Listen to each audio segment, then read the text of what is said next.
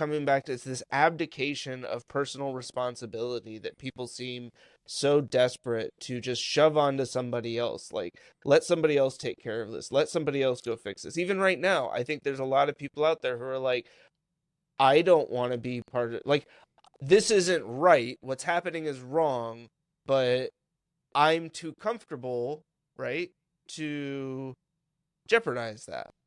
I mean, I fall into that category,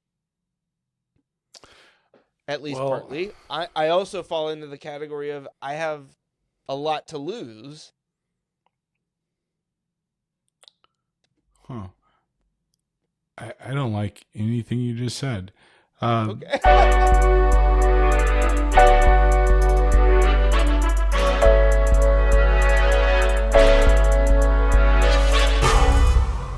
Leave this guy alone for a couple months. He's got HUD displays and controlling his computer and shit with his hands. Oh man. Well, internets, it's been a while since you've seen the Chris and Andre show. We've been doing some stuff. I've been busy. I had something going on in my local municipality, uh, family stuff, and the holidays, but we're back. One thing we're excited to be back. So it's a new year. Chris has got new digs. He looks like he's like laundering money. he's he's waiting for the next drop to come in. Um, yeah, and one thing we're going to do differently is, and we talked about this a while ago. We're done talking about politics for the most part, unless it's something uniquely worth a conversation. There's so many other people to go listen to about politics, and I'll be honest, um, this is all I want to say. I'm not a fan of the current administration. Uh, my current thought still remains true. If you support this current administration, I've got nothing for you, and I will move on. So, yeah, there's other stuff to talk about, Yeah, it's been, I mean, what, like 9 months roughly, it feels give like. or take. Yeah, Yeah. Um, that since we've recorded, obviously we have still been communicating regularly on the sidelines. I was helping you out with your recent project, and obviously we're still brothers, so we still talk and yeah, do life with each other, um, and I think that's really what a lot of this podcast is going to be focused on going forward. Right? Is the idea of doing life with people, building your community. What opportunities are there out there? Because, like Andre said, I don't know why I said Andre. I never addressed the crowd, the audience like that yet. But like you said, there are a million other podcasts and shows out there that will discuss the latest goings on with politics. And we'll still obviously be dealing with that stuff in our day-to-day lives, but the idea of sitting down, every other week or once a week and having to like hash through all that stuff again, when honestly like it's bad enough kind of going through it in the day-to-day life, it seemed really unappealing, I think, to both of us. yeah. And so I think like one of the things that we really want to do is figure out how we can turn this into something that can help more people, whether that's just expanding the conversations and the audience that we have those conversations with, or what the topics of the show are actually about. But I think just to piggyback on your last sentiment regarding this administration, um, I'll share that in my personal life, it's been severely affected by the actions of this administration. For those of you that don't know, my wife is a German citizen. She came over when she was like 2 or 3, I think.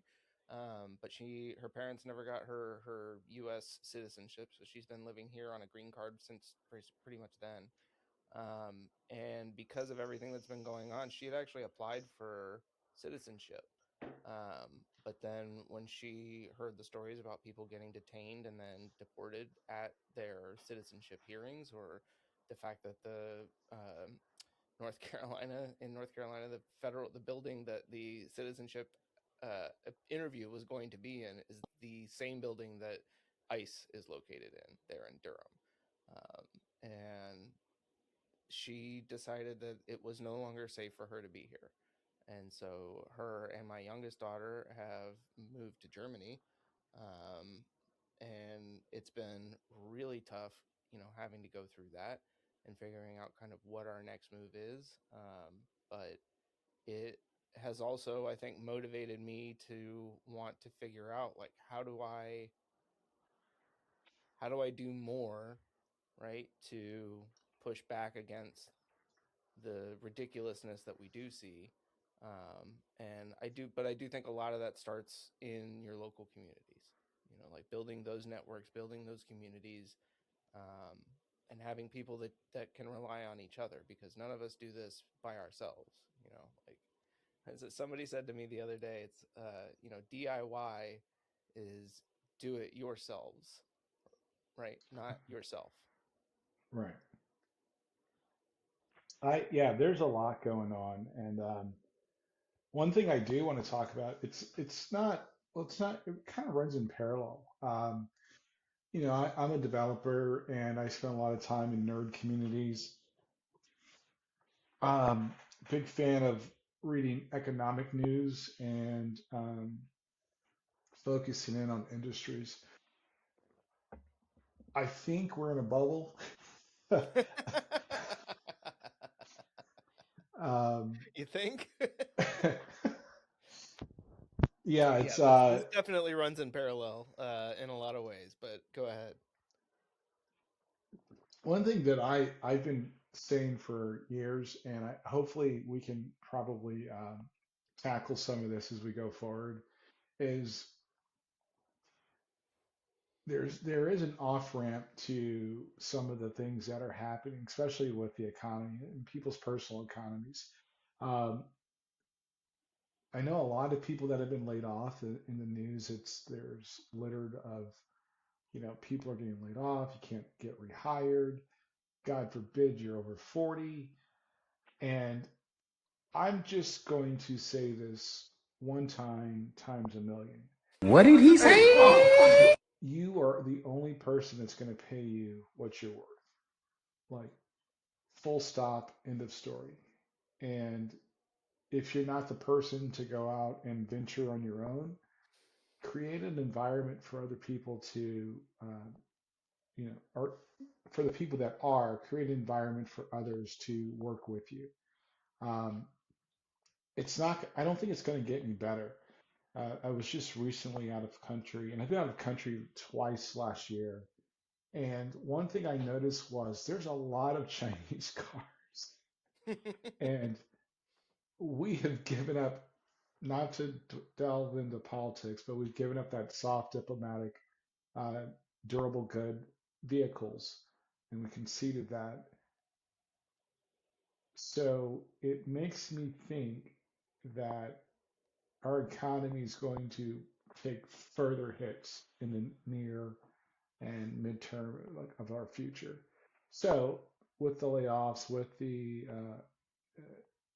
instability of future job creation and what have you, for those that can build a company, for others who are like-minded, uh, and for those that are not in that I hate the word mindset, but that are not that person, that don't have that risk tolerance, um, look for people that are really trying to build real companies.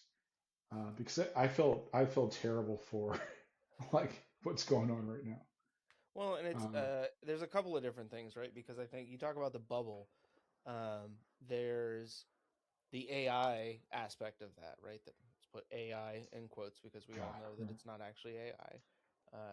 It literally, they are just bots. That's all these Right. things are. They're just the fact that they are trained on the internet's, like, the wealth of So, knowledge that is possessed by the internet, regardless of copyright laws and IP and all of that stuff.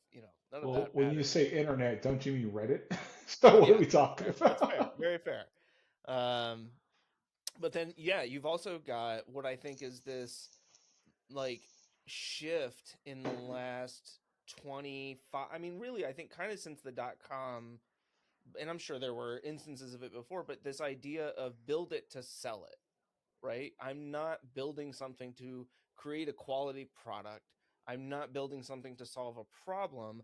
I'm building something to create hype and then get somebody to pay me way more than what it's worth so I can cash out and go live on a beach somewhere, right? Right. And it's essentially this what I feel is this very pervasive belief that everybody else is getting theirs. So if I don't cheat like everybody else is to get mine, then I'm actually the sucker who's falling behind, right? Like that the whole playing field has been upended. So why should anybody play by the rules anymore? I'm just going to stab somebody in the back before they get the chance to stab me. And it's Well, creating this whole environment of just like, I mean, I don't know. What do you I don't think on that? I don't think it's stabbing in the back. I think people are really afraid. Like there's some uncertainty about the future of like people's personal economies. Sure. Um, But I had a but in client. that regard, right, I think it's made people more selfish. Maybe No, I maybe think they're not desperate. specific, but I, but I, aren't they being selfish? That I guess I'm saying that they're selfish and it's driven by desperation. okay, yeah, So it's kind I'll, of the I'll same. con, yeah, I'll concede that. I had a client call me today, and he's got challenges, um, and he asked me what are my thoughts on AI, and he's not the first one to do that. To be honest with you, Yeah. over the last, I'd say, what is it, January? Over the last 3 months, I've had like several people like ask me how do they get started in AI, and they're not developers. And I was like, no, like don't do that. I mean, I Don't guess do. as an example, right? You earlier identified yourself as a developer, and you yourself are not like, how do I need to get in on this AI craze. So why, why do people who are not technically literate at all, right? It'd be kind of like 20 years ago being like, well, how do I get into this whole WordPress thing? Like, teach me how to develop WordPress sites and build. You're like, well, if you're not already a web developer, don't start trying to learn it now. Like, it's, Right. I mean, I say that as somebody who 20 years ago was learning how to deal with WordPress and all of that, but I did have a little bit more of a technical background before I dove into that. So, And it's because we've gotten to this hype makes right, and yes, people are really, really, really concerned about their futures. And I'm saying that is a motivating factor. yeah, And when there's so much uncertainty and you're hearing all this blah blah, I mean, we see it with YouTube. Um, yeah. so YouTube is social media is no different. And the problem is not everybody's going to make it. Like that's just the way it turns out. It's like Um, any industry, right? The the people who get in early on and make it big make other people think, "Oh, I can do I can that do that too." too. Right? Yeah, But you're by the wrong. time you've decided, right? And like even for us, we did our podcast for a couple of years before we ever published anything on YouTube. And if we started publishing on YouTube right away, even if it was audio only, we probably would have had a bigger audience just because we would have been there earlier when more people were starting to get into it. Right. And we've been very fortunate to grow to what 300 and almost 30 subscribers, which I know for a lot of people would be like, but we're like, fuck yeah, that's 330 people who like, checking us out. And we're sorry Right. again that we've been gone for so long. But, I think ultimately it's that, yeah, it's that belief that, and I think for a lot of people, it looks easy, right? I think there's a belief that was like, all you got to do is sit there with a phone and make videos all day. And it's like, yeah, but think about what you're ultimately committing to. Like I've thought, because I watch a ton of YouTube, right? And I have thought a lot recently about the creators and like that whole lifestyle. And it does not sound appealing to me the more I think about it, right? Like you think about Right? you're having to do all of this planning, scheduling. The moment that you take a vacation and you're not continuing to publish content, YouTube dings you in the algorithm, right? Like the number of creators that I've seen who have shifted the way that they market their videos to appeal to the algorithm, right? Which I mean ultimately is appealing to people, but it's the clickbait. Every headline is so and so destroys so and so, right? Like, it gets to the point. We talked about this so much over the last year, the negativity of it all, where It it's sucks. bashing on everything and everybody. Again, coming from the show, who sucks more, right? Like yes, we had that segment and we picked things that didn't suck, but I'm just saying that there is like, and because ultimately, like everybody is falling victim to it in a lot But of ways, but but you don't I have see to. right. I see it with and one of the reasons why we stepped back from our previous like content menu is because it's not us, basically. It's like, it's not really what I want to do. Um, and I see it with some, like Cosmic Wonder is one person I see it a lot of. Like he's got they've got a website now, they've got a newsletter. Uh, they're mentioning the website along with the YouTube content. And that's something I've been saying for a long time. Like, build your own platform, you'll be fine. Yeah, Um, and even with that, it's like any business. If you're looking at it as a get rich quick scheme, you're screwed. But if you look at it as a business, you're going to make it. Um, Anecdotally, like in 2019, I started my company, and like and I'm very grateful. In 2025 was the first year my company fully financed itself. But that's a long time. But if I was looking at it as a get rich quick scheme, I'd be screwed, yeah, right? There's a reason why an ongoing stat has been that most small businesses fail in the first 3 to 5 years. It's because people are just trying to get the bag. yeah. That's not how you start and or manage a company. Like, if that's your motivation, you're not going to make it. Um, Because you're in it for the wrong reasons, right? well, What as part or of it could be part of it. right, right, and you're going to make decisions because you're hungry, right? Yes. Yeah, you're going to make decisions out of desperation instead of Right, making the decisions that are going to be for the long-term benefit of you and your company. right. And I'll just tell you, as somebody that's been there and kind of gets it. Now, am I like raking in millions of dollars? No, but it's the baby Tens of steps. millions of dollars? Yes. Any magnitude of millions? No. But I say that to say that growing a business it's literally growing a business. Growing an organization is literally growing an organization. Um, to tie this back into YouTube or like any endeavor, business endeavor, you can't go into it thinking you're going to make money hand over fist in your first year.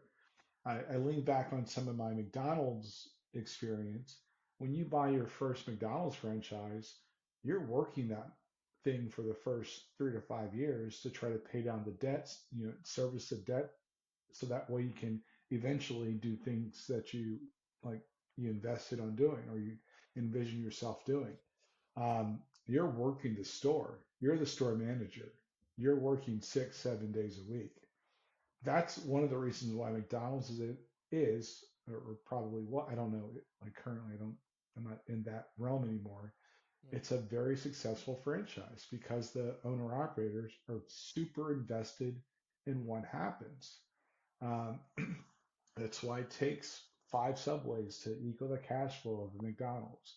There's a lot of things where you can compare and say, don't try to reinvent the wheel. Take the fundamentals and apply that to your situation. So, but yeah, AI, we're in a bubble. It's the latest craze. I don't know what's going to stop it.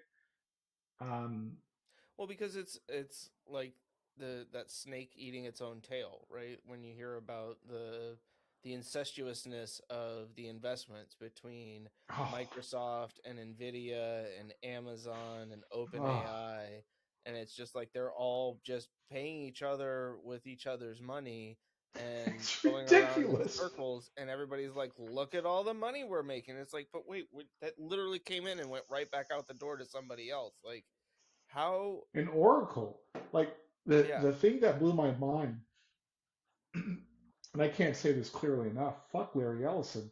Um, what is Oracle going to do? Like they're like one of the shittiest companies in my known history, No. and I don't even write shit in Java anymore because of Oracle.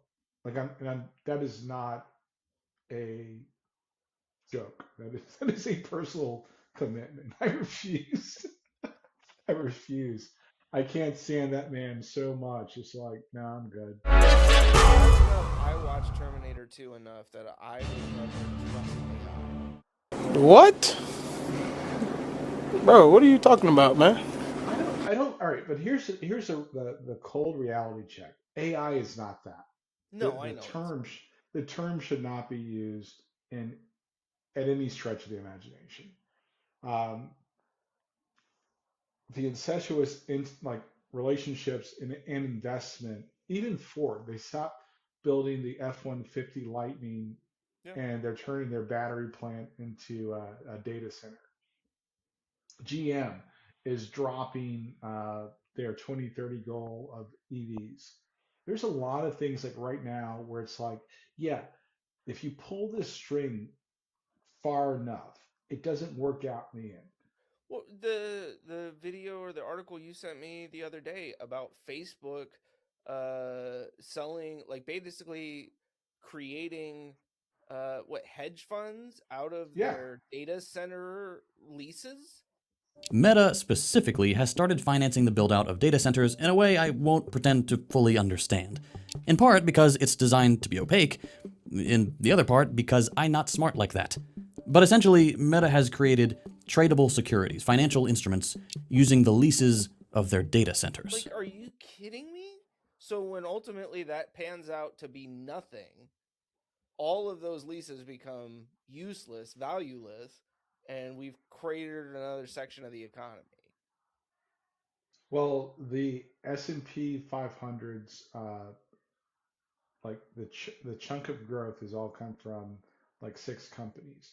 Yeah. All six of those companies are like in this weird relationship with AI. I'm not saying I want the economy to crash, but No. the economy probably needs to correct. Well, Um, it at this point I don't even like it's going to crash. It cannot continue to run at this pace, and there's nothing that I've seen that indicates that any adults in the room are going to stand up and do anything about it.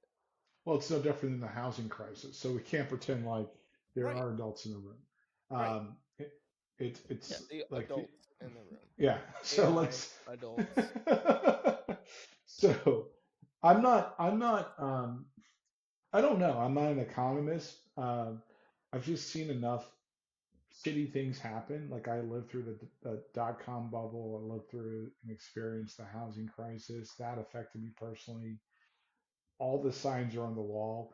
And I hear the arguments, what if it works? Sure, what if it works? Well, What the if it works? Right? You got millions of people who no longer have a job. but that's been a thing since like 2024 that we haven't really discussed, right?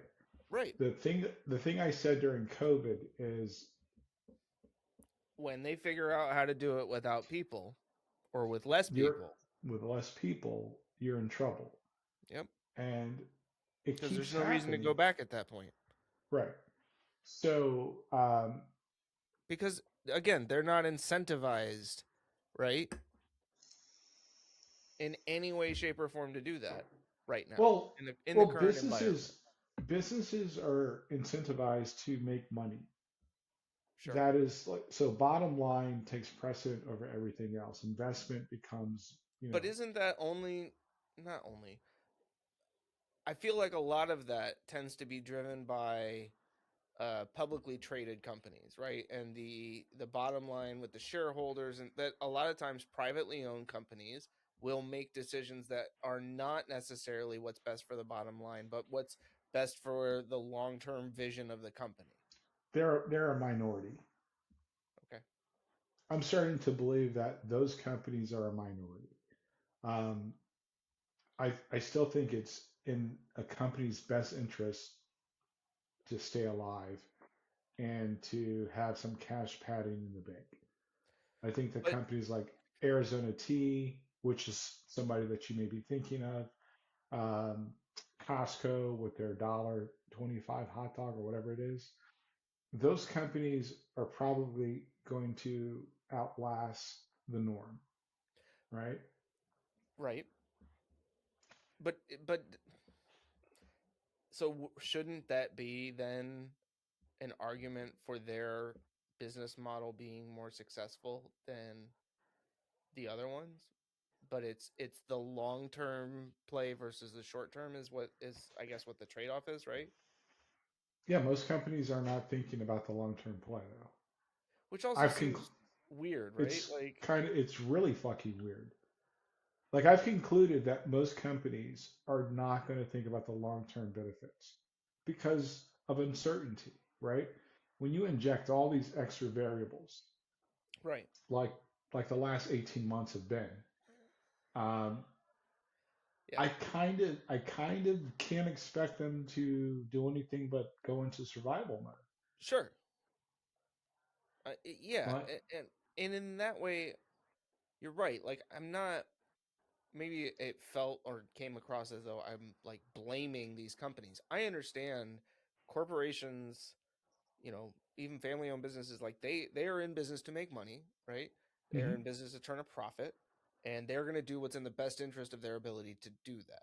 Some of them think more long term than others. It's the people who look to corporations to like stand up to the Trump regime and things like that, where it's like they don't fucking care, right? right. But I don't know if that's necessarily true. What, that they don't Like care? I think that it's not beneficial to have a target on your back just because, Hmm. right? Um, but I also think a social like hint of social justice warriors that need to shut the fuck up.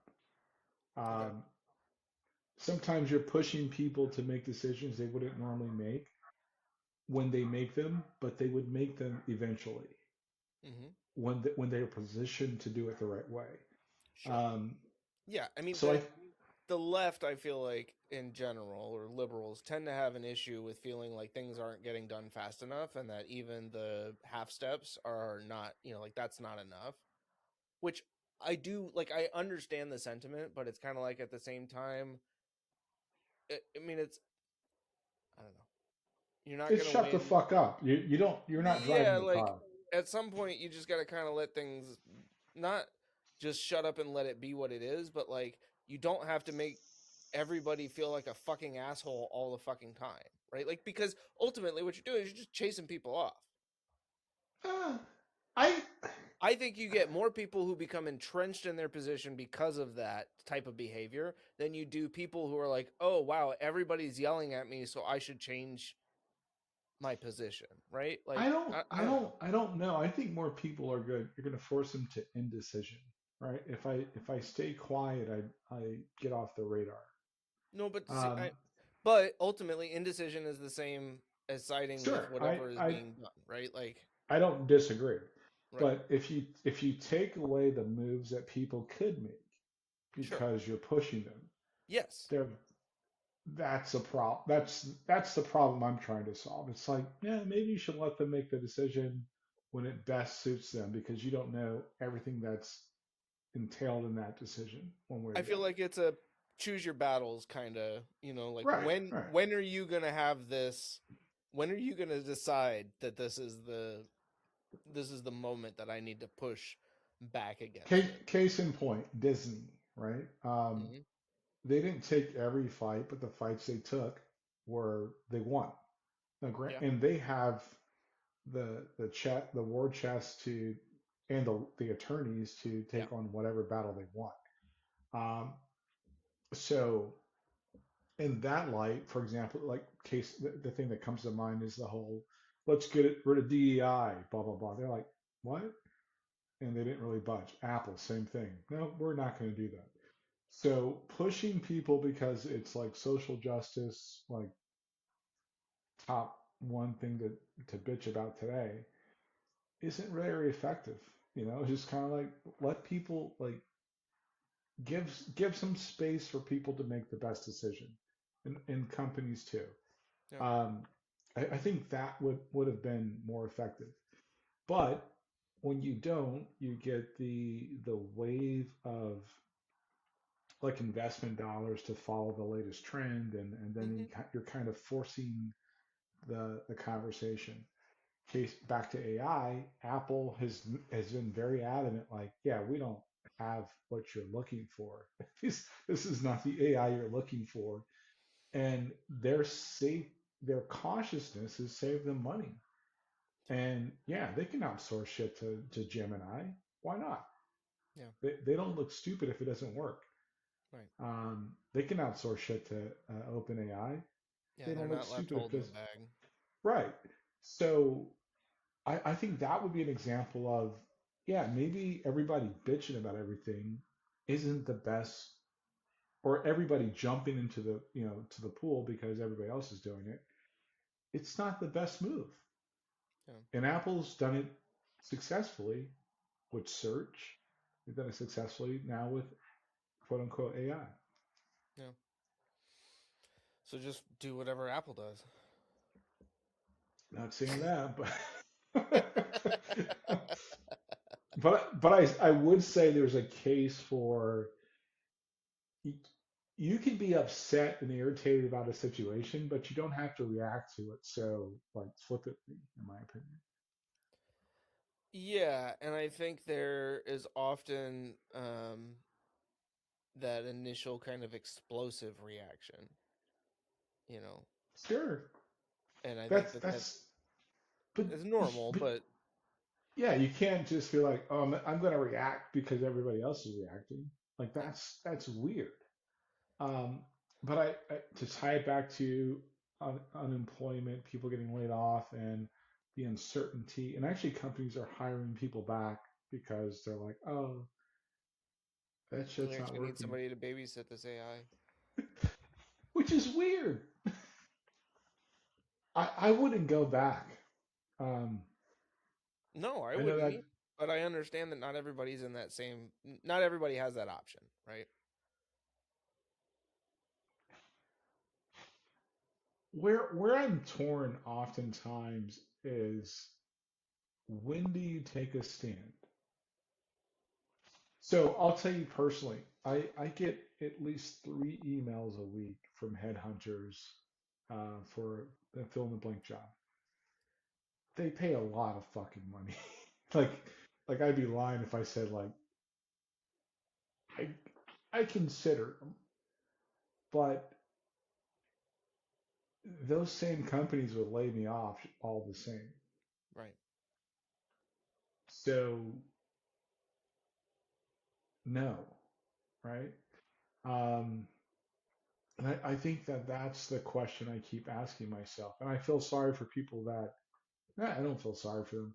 I would ask that people consider like, yeah, if you got, and I've been laid off, so it's like, yeah, I'm kind of like, yeah, well, twice.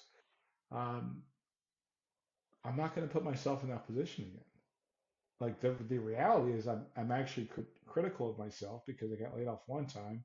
What made me think it wasn't going to happen again? The company we worked for together, they fucking got their private equity money, and neither one of us worked there anymore. Yep. So the second time I was like, no, I learned my lesson. Fuck that. I'm not a good employee. I don't want to be a good employee. I still want to be a good Because, employee. I don't mind being an employee, but I understand yeah, what you're fuck. saying. We're different in that regard. I'm but I've also been very fortunate to find a job now that, you know, I absolutely love. And so, yeah, I mean, it's, but, you know, like I loved my job at DZone. Yeah, me You know, too. I was, I was watching something the other day. The interviewer asked me what stood out about the company. I brought up their bad reviews. What stood out to you on the company overview? Well, I did see that on Glassdoor, you guys had half a star. That's something that I always look at when I'm looking at prospective companies. I do have a 0-star standard, and you guys have half, so you definitely met my standards there as far as that goes. That was the first thing and foremost. Okay, gotcha. So thanks for that. And it was making me think like how funny it would be to go back and read some of the old like DZone Glassdoor reviews and stuff like that.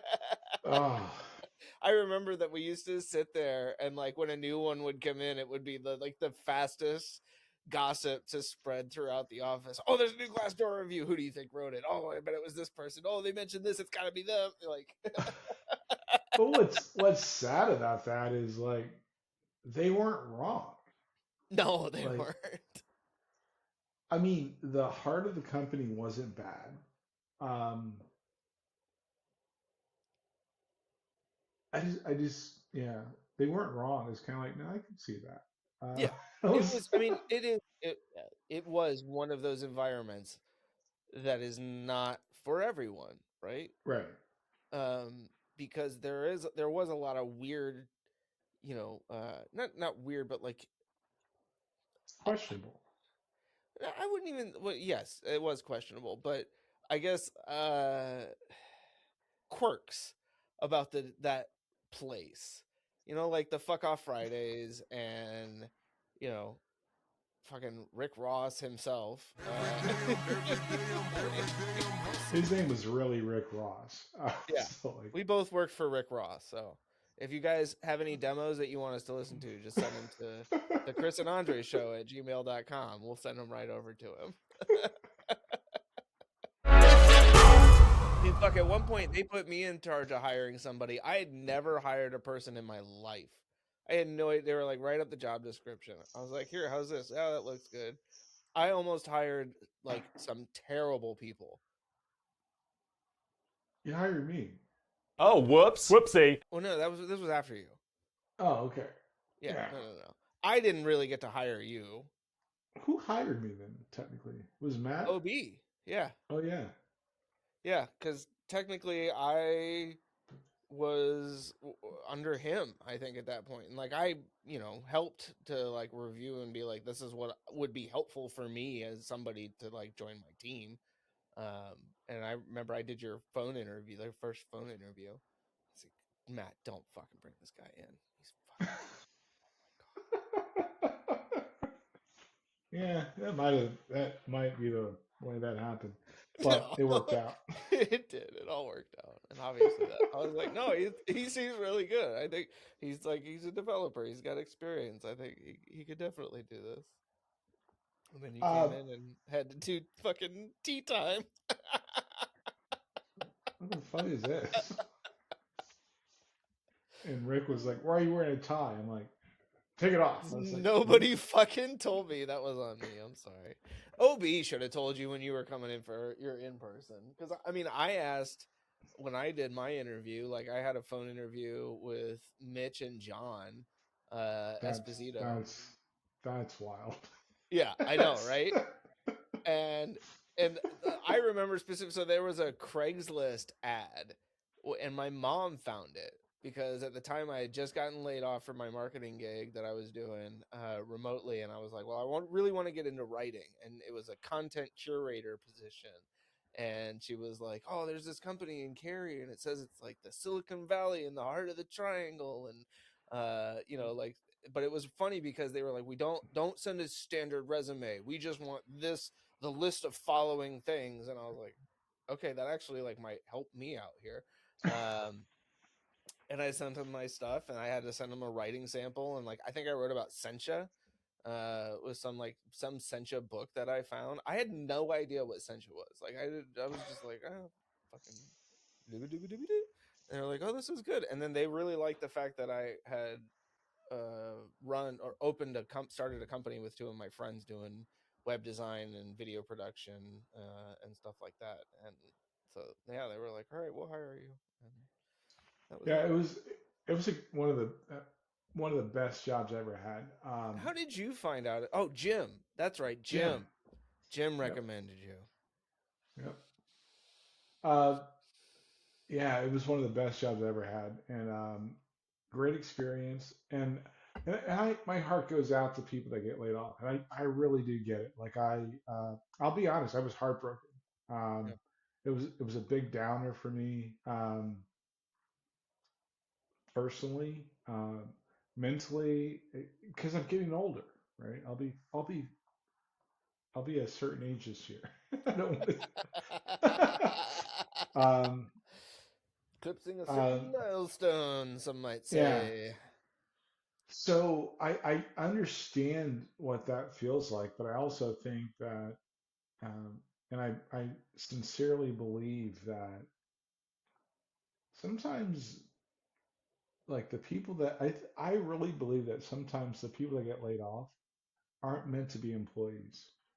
Like I really do believe that. Um, Yeah, I mean, I how many times we've talked about this a lot on the show before, but even in our personal lives, like how often, right, do you see a company that hires way more people into a certain department or a role than they need, and then 6 months later they're having to let some of those people go, or those people are walking because they're not feeling like they're contributing, they don't have anything, like, right? I mean, I'm thinking of the marketing team in particular, right, the number of people that they would hire, and then it's like, well, we got six people on the marketing team all of a sudden, and one's doing one social media channel, one's doing another, one's writing some emails. Like, you're trying to create things for these people to do, and then all of a sudden it's like, well, we're not getting anything from this. What value is this producing? Get rid of half of these people and dump all of their work onto the three people that are left, who then are like, well, fuck this. I didn't get any more pay or, right. like anything for that. So now I'm just having to do twice the amount of work. So then they leave. So I think that, um, I don't know. I'm torn on this, like, this trend of people, which is slowing down from what I read, Mhm. trend of people like going to a different job to get more money. Yeah. I think that's a bad strategy. It's a horrible strategy, especially because, Yeah, I mean, I would be curious if you talk to those people, how many of them wish they'd stayed at one of the other jobs that they left, right? right. And I'm not saying it's 100%, but I bet most of them had one of those gigs that they were like, I really loved it, but I was I chasing wanted that bag. 5K. Yeah, Yeah. Well, and I for wanted that. 5K, right? Like, Fuck out of even here. even 10 or 15 a year, right? We're not talking a week. We're not even talking a month. We're talking 10, 15K a year, That's and like you're 200 bucks after taxes a month, right. if you're lucky, right? Yeah. So I don't want to, I don't want to advertise myself, but I do consult. I do consult a lot. And one of the things I find is that across industries, there's a lot of fundamentals that people can use to go to the next thing that they're trying to do, whether it's how they grow their business, whether it's how they execute, uh, to get to a different thing, or like none of that shit changes. Right. YouTube's the same way. Software's the same way. It's all Um, the same basic building blocks, right. right? And it's why I've never fully understood a lot of the hiring practices when it comes to requiring like experience within a field and stuff like that. Like, if you can learn, I will teach you what you need to know technically, right, about this job or this product.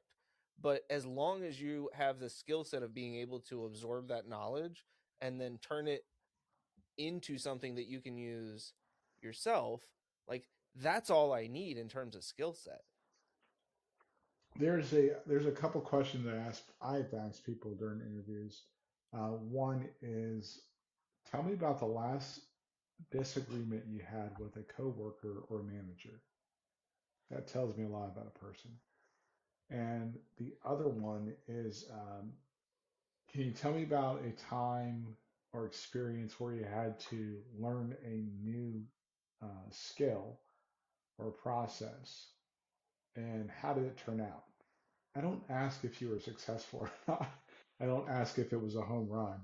I just want to know if like people can kind of like one understand that not everybody's going to agree with you. Number two, they're willing to learn and be coachable. Yeah. If you can disagree with people or and still get a result, and if you can like just be open to learning different things and experiencing different things, I can work with anybody. Yeah.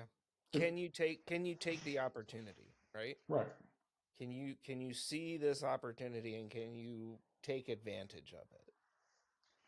I mean, so for me, for example, at DZone, I was an operations guy. I came from McDonald's Corporation. I just happened to be really, and I still am really passionate about writing software. Um, wasn't And my Excel day job, spreadsheets. and Excel spreadsheets, which I currently now hate. I think that's thanks God, to me. yeah, just Andre like showed is like, you manage all this shit in spreadsheets. No, no, no, no, no, no. We're gonna write a software program that has a database that we can query for all this stuff. I'm not because doing that. yeah, what you're doing doesn't work for me. Um, and I've taken the skills I've gained in real estate, construction, McDonald's, and I've now, you know, I I started a company.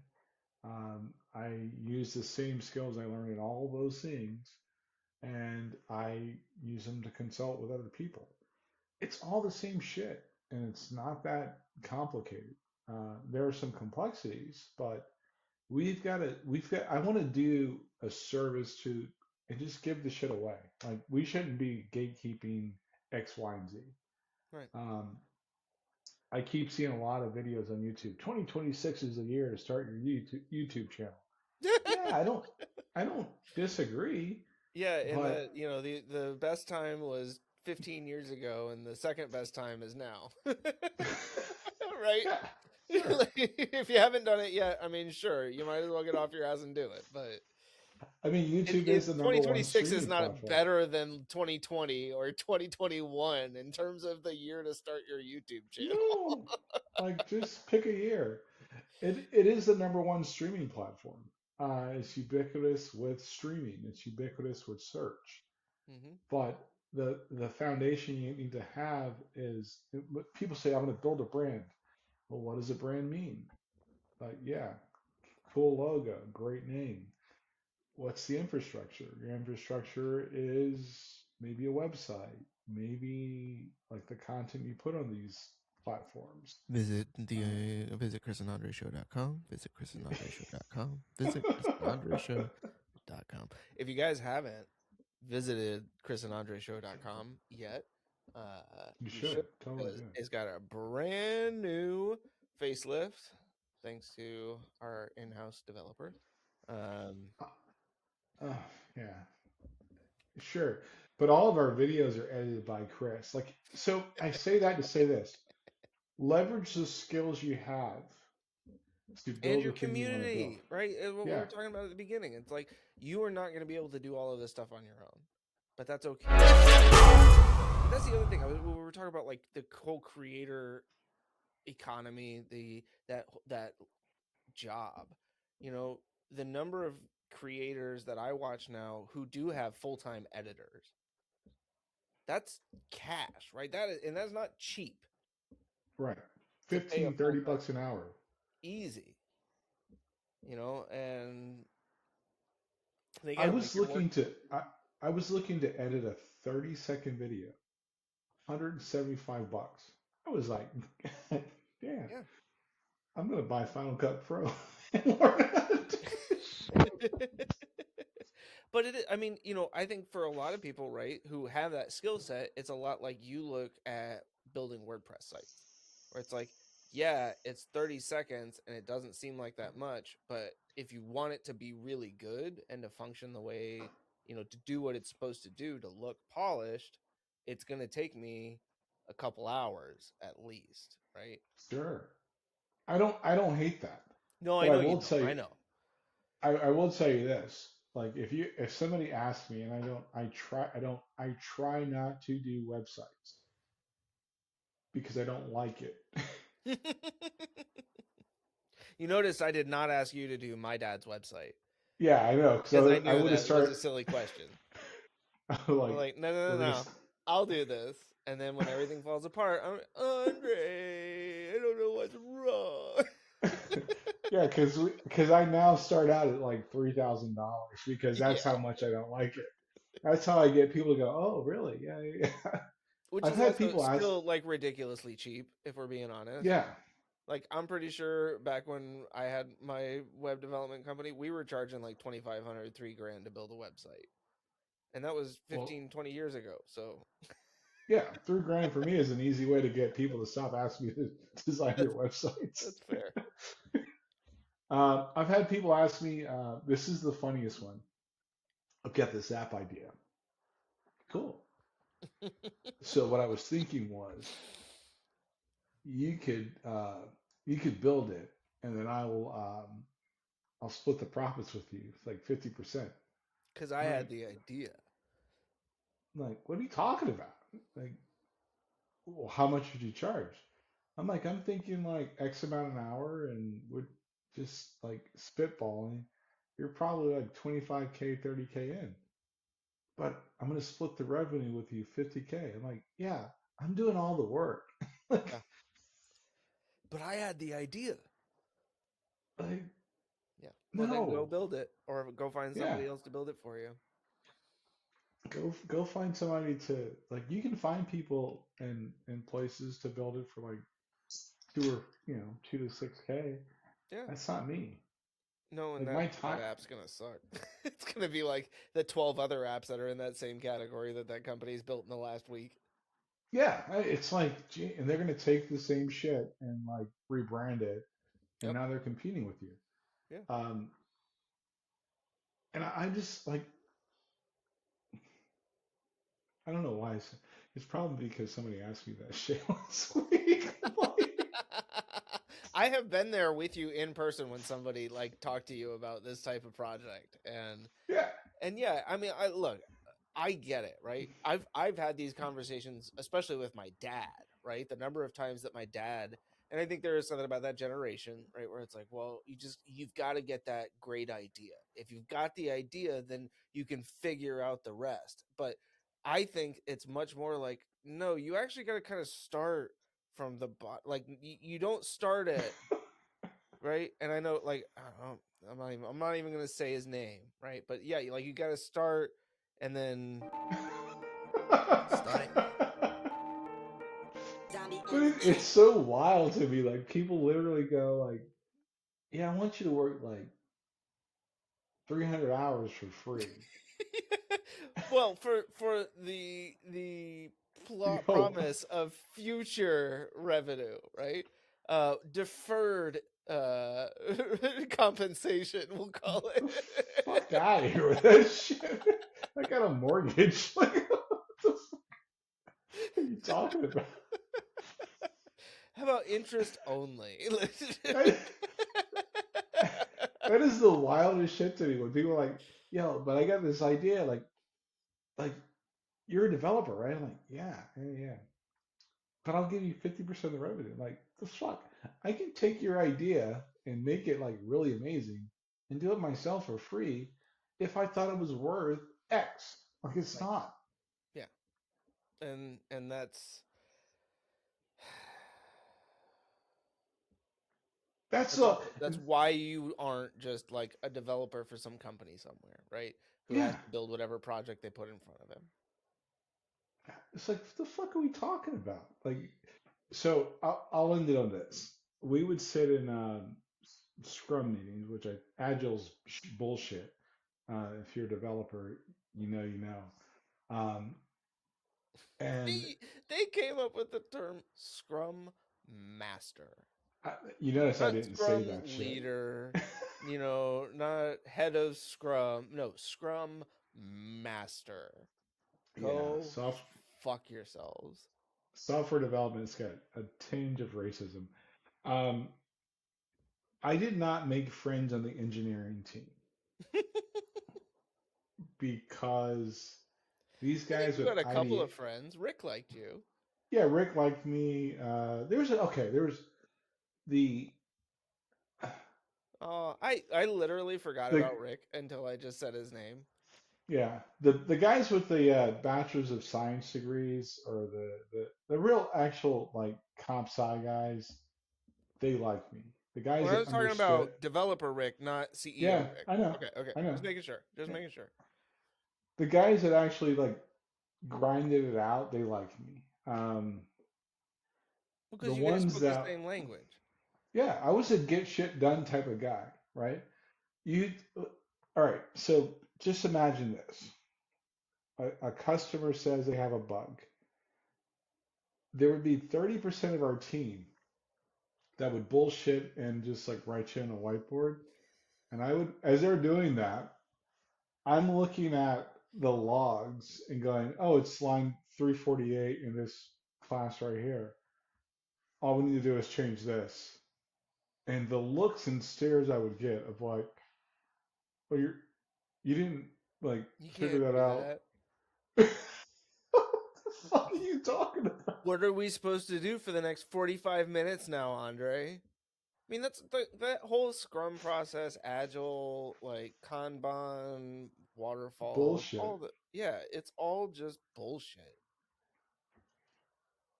All right. And how? Yes. I know there are, okay. I know there are developers out there that may not agree with me. I'm just telling you my experience. And I'm more like the type of guy that like likes to get shit done and not dick around with it. If that method or that framework works for you, that's fine, right? I'm Awesome. not I'm not saying that you shouldn't use it. I'm just saying that I think what we're both saying is that belief that this is what everybody should be using everywhere Is that fucking stupid. is ridiculous. It's absolutely ridiculous. It completely depends on your tech stack, the type of software that you're developing, what your team looks like. Like all of those things play a factor into whether or not agile development is actually, and it's not like, oh, maybe someday we can get to agile development. Like agile development is not the end all be all. It's not like the holy grail where you could just have JavaScript No, it's not. everywhere. It's no, please God, no, ever. No. Fuck. I was like, is he gonna miss? Is that No, one gonna I slip by? Is he not I gonna catch? I just threw up a little bit. Yeah, It's like I'm wow. glad. I'm glad that I nothing will has I changed will there. okay, maybe I'll end on this. You will not believe who actually likes Docker. Hold the phone. Stop the presses. Someone alert the media. I'm sorry, sir. Please explain. Okay. The way Docker got introduced some odd what a while ago I was mean, horrendous. yeah.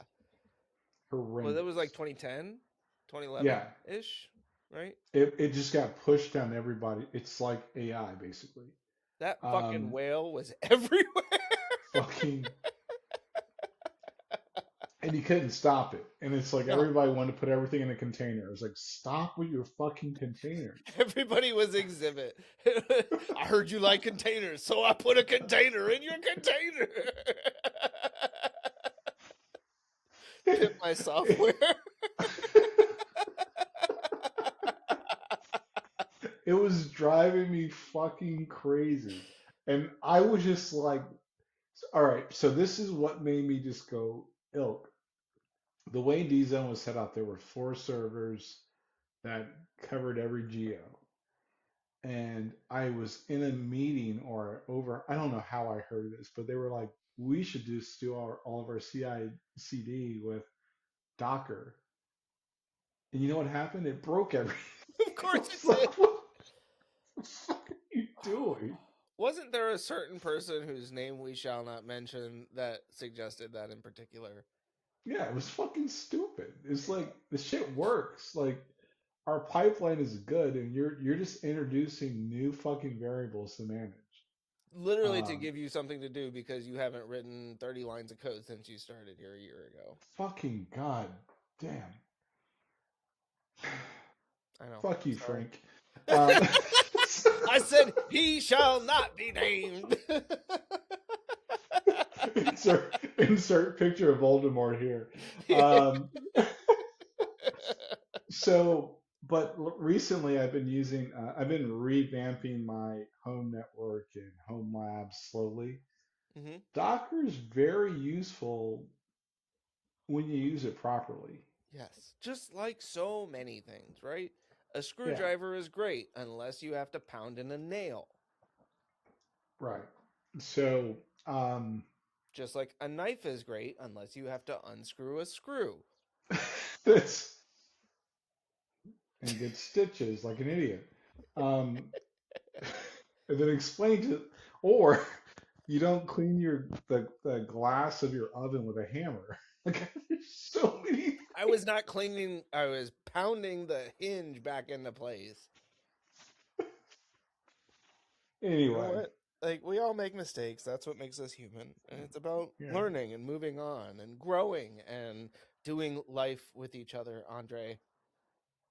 Or it's Think about about how knowing boring like your life would be if I hadn't come in and started smashing ovens and stabbing myself repeatedly. I remember, like, I think at one point I was on the phone with you when you told me, like, no, this dumbass had to smash his oven and he had to go buy another one. She's like, what?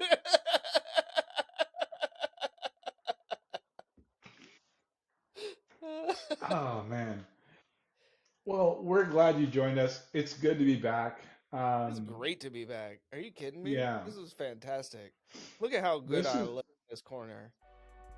Nobody this puts guy's makeup over here. He's laundering money in his hometown. And look, I can't. I'm a smart ass.